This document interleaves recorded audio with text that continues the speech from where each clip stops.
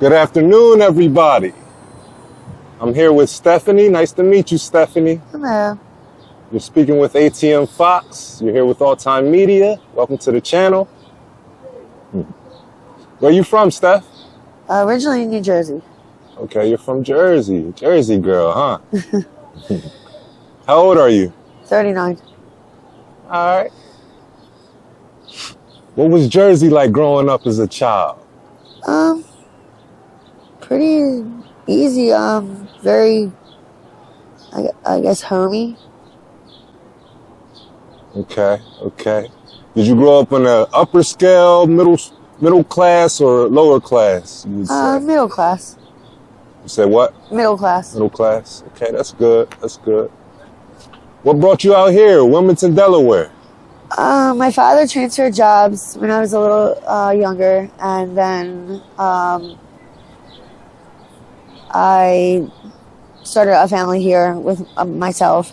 And my father passed away, my mother passed away, my grandparents passed away, and I was pretty much like stuck here. Sorry for your loss. Thank you. Stephanie, I know it was probably hard for you. Yeah. So were you married? I've been with my fiance for like 13 years. So. You guys still together? Yeah, he just ran to the store. Okay. Now, what's your situation? What's your lifestyle like? What's going on? Well, during COVID, of course, you know, mostly everybody lost their jobs because you couldn't really work. And we went into, I guess, a housing program. Well, they put everybody out. So, like, pretty much this is what we ended up with. Like, they didn't help us do anything. They promised us everything under the sun. And nothing happened. So, pretty much, you have to survive then. And it's like trying to get back to work after you're, have no place to live. It's kind of hard. You can't like, you can't get the correct rest. You can't, just wake up and get ready for work. You're struggling. So, and then like pretty much there's not many resources around here. Like, yeah, you can eat, you can shower, but housing and all that, it's very difficult, especially for women. Oh, Delaware. Yeah, in Delaware. Are you currently in a shelter or?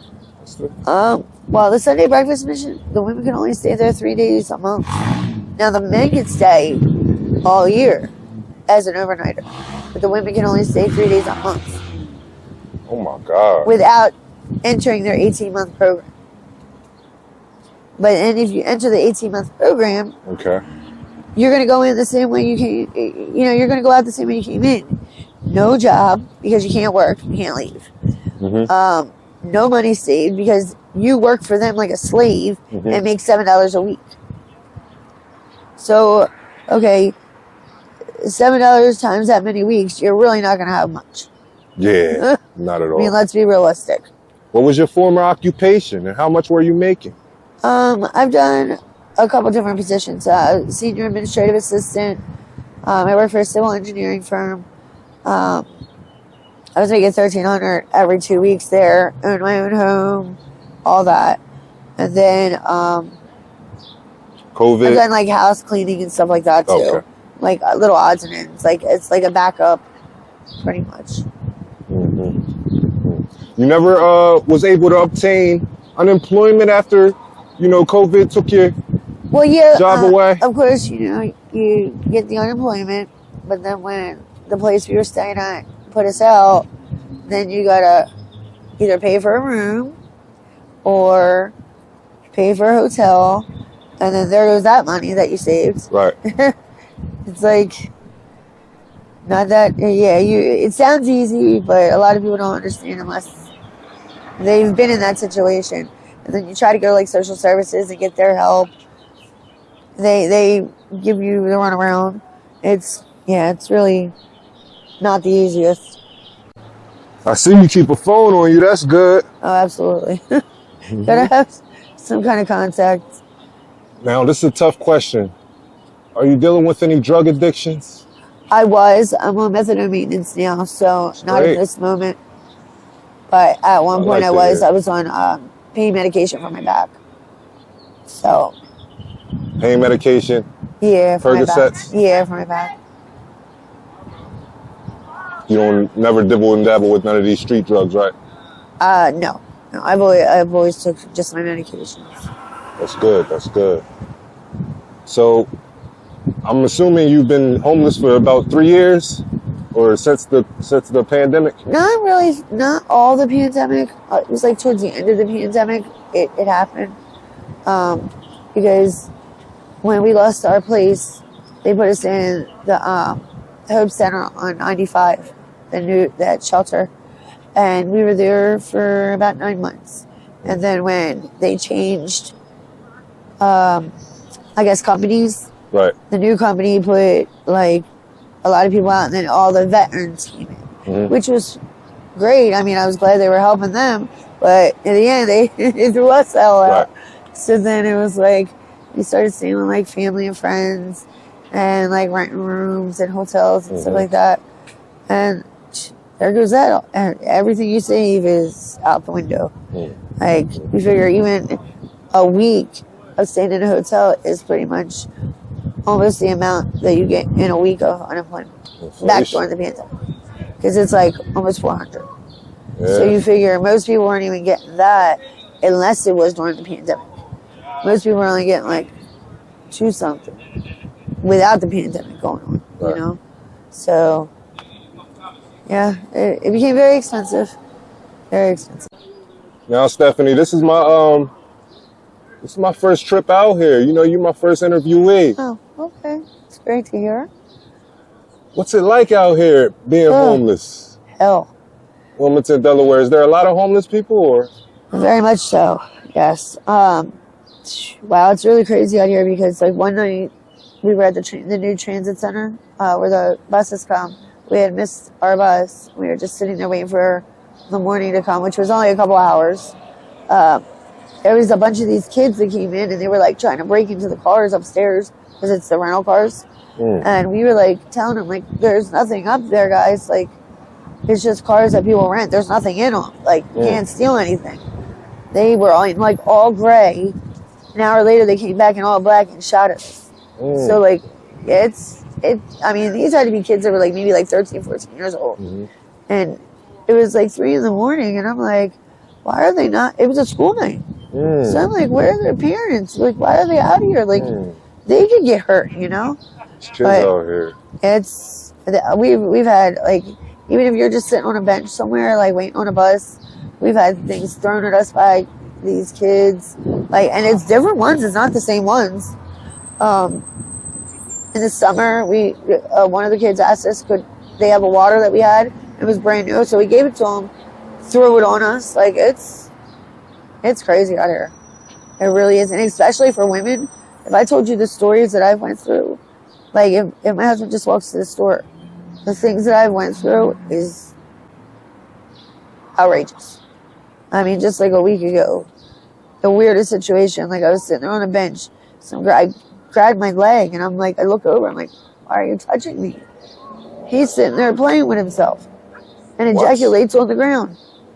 I freaked the fuck out. Like, I started screaming, and my husband's like, he was coming around the corner. He tried to get him, but, you know, obviously, you know, the guy took off. But it's like, that's the weirdest stuff around here. Like, and I'm sure there's weirder, but yeah, that's what, especially homeless women go through. Like, some guy tried to grab me one night and take me and snatch me behind bushes. Thank God someone called the cops. The cops were there in like 2 minutes. Thank God. But he was trying to human traffic me. So, yeah. It's wild. Human traffickers are out here? Oh, yeah. Oh, yeah. The jails and the hospitals won't even let women go at nighttime because of that. They're afraid that we're going to be snatched up. So, yeah. It's not the easiest thing to go through. That's why, like, you know, my other half, he barely ever leaves me. Like, this is one of the times he was just running to the store. Right. Yeah, he barely ever leaves me because he's afraid. Like, and he has health issues. So, you know, like, he can go home and stuff. Like, his family, you know, it's just we're going through a big thing right now. Your boyfriend can go home. Like, yeah, like, he could go home. but they're mad at me right now, so like I can't. So it's a little rough. Where do you see yourself in the next 6 months, Steph? Hopefully back to work and at least in some type of stability of housing, you know what I mean? Like I keep working on everything. I contact all the resources that we do have here. And, you know, they have us call this one number every single day. So I call every single day. And hopefully, you know, something will work out. None of these programs will give you housing?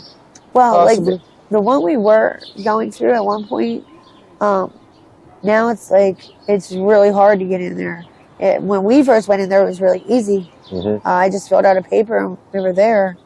Now it's like, it's a little harder. So, you know, all you can do is keep trying though. Nothing beats a failure but a try. So that's how I feel.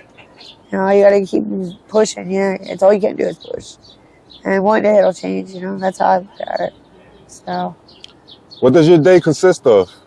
Well, usually go to breakfast, go to the library, fill out some applications, come out here for a little bit, get some air, go to lunch, go back in, fill out some more applications, go to dinner, and then just pretty much sit down for the night. Pretty much. You on a job hunt, huh? Yeah, because I really want to get back to work. So that's my main concern right now. How many jobs have you applied for, would you say? Gosh, probably over hundreds right now. And it's like some, you know, it's like your background, and it's like they might have it on the website for here, but it ended up being like PA. Well, I can't make it there every day, you know, like right. That's kind of hard. So it's like you gotta weed and see which ones are, one, money-wise, beneficial, stability, whether it's temp service or not, the area, transportation. Right. So it's, you know, you pretty much gotta weigh all your options and then make a decision. When's the last time you had a job? I was just doing house cleaning like 6 months ago, You but did mention that. I had started having some heart problems and back problems again, so I had to go into the hospital for like a little over a month. So, you know, they really couldn't hold the position for me, which I did understand. You know, like a job's a job, and a company has to, you know, still keep their business running. So I did understand that part. Right. So, you know. Hey, Steph. Yeah. When you watch this video, I bet you somebody in the comments, they're going to be like, she can come work for me. She can come work for me. I bet you they're going to say that. I pray to God. I see you got a phone and everything. Yeah, you know, absolutely. Throw all time media right in there. Yeah, absolutely. And the jobs they ever call you on there, I know they do. Right? Oh, yeah, absolutely. And I mean, I go to the interviews and we weigh the options. Just if they're convenient for you or not. Yeah, like the area, you know, stability, if it's a temp, if it's a permanent to hire. Steph, do you have any kids? I have a 21-year-old son. Okay. And then I have 4 stepchildren. Me and their, like I said, me and their father have been together 13 years. 15? Yeah. I believe you said. Yeah. So, of course, we're trying to get back on track, especially for them, because they're the main, you know, main concern. Right now, they're with family, so, you know, my son's in college, so. He's a, that's what I want to hear. You don't That's smoke, what I want to hear. you don't drink, you don't party. Okay. He's a well-rounded child. So I'm very blessed in that area. And I hope that the other 4 follow suit. Hopefully, by all means, because they are all good kids. So I'm grateful for that. And, all the times we are there with them, they're raised properly. So it's good. Get them all in the same area again. So they can all, like kind of grow off each other, pretty much. Are you spiritual at all? Absolutely. Steph? Absolutely. God gets me through every day. So if it wasn't him, I don't know what I would do. Absolutely. So.